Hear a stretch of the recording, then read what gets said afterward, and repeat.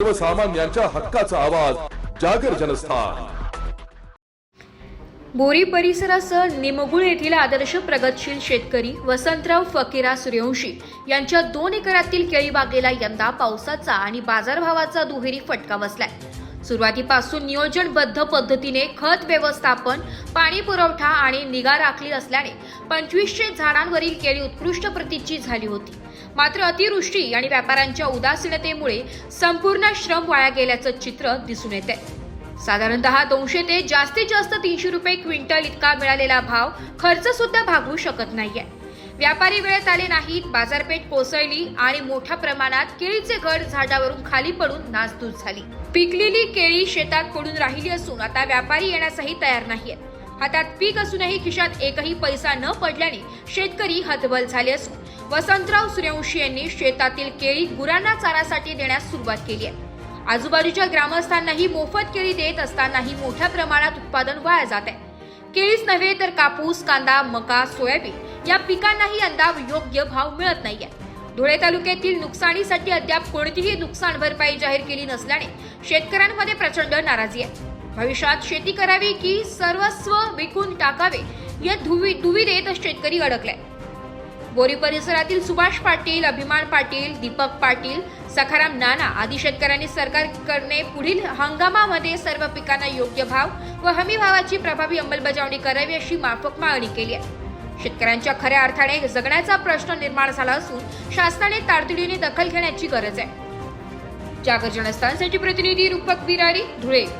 नमस्कार। निमगुळ येथील आदर्श शेतकरी वसंतराव फकीरा सूर्यवंशी हे दरवर्षी केळी लावत असतात, परंतु केळी लावल्यानंतर त्यांनी रासायनिक खत किंवा पाण्याचं योग्य नियोजन करून ज्यावेळी केळी निघण्याचा वेळ आली त्यावेळेला त्यांना भाव अजिबात मिळाले नाही केळीला।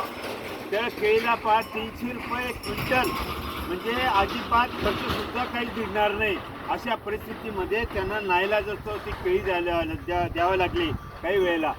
परंतु त्यांना देण्यापेक्षा त्यांनी ही केळी त्यांच्या गुरांना किंवा आजूबाजूच्या लोकांना ते सांगतात की ती केळी घेऊन जा।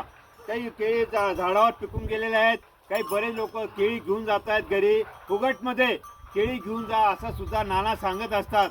परंतु शेतकऱ्यांचे हाल हे खूप झालेले आहेत।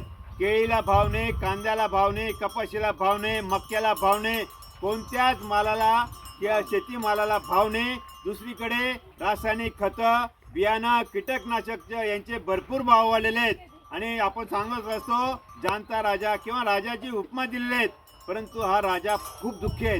काही वेळा त्याला असं वाटतं शेती करावी का करू नये किंवा विकून टाकावी, कुठेतरी जावं असं मला त्यांनी वेदना सुद्धा सांगितल्या आहेत। तरी याचा गांभीर्याने सरकारने विचार करून योग्य भाव द्यावा ही नम्र विनंती आम्ही करत आहोत। मी वसंत फकीरा पाटील, राहणार निमगुळ।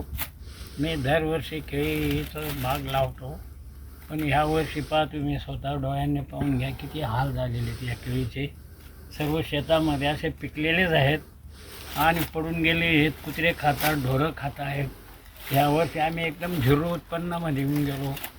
मटेरियल वापरलं, रासायनिक खते वापरले, पावडरी वापरल्यात, याच्यामध्ये महागडं पावडरी होऊन गेलं, महागडं मटेरियल होऊन गेलं, परंतु त्यांनी काहीच आम्हाला सहकार्य केलं नाही किंवा आम्हाला हे दुष्काळ निधी दिला नाही। पावसामुळे एवढं नुकसान गेले आणि मूळ गावाचं कपाशीला भाव नाही, केळीला भाव नाही, मक्याला भाव नाही, सर्व शेतकरी मरून गेले असं समजा तुम्ही।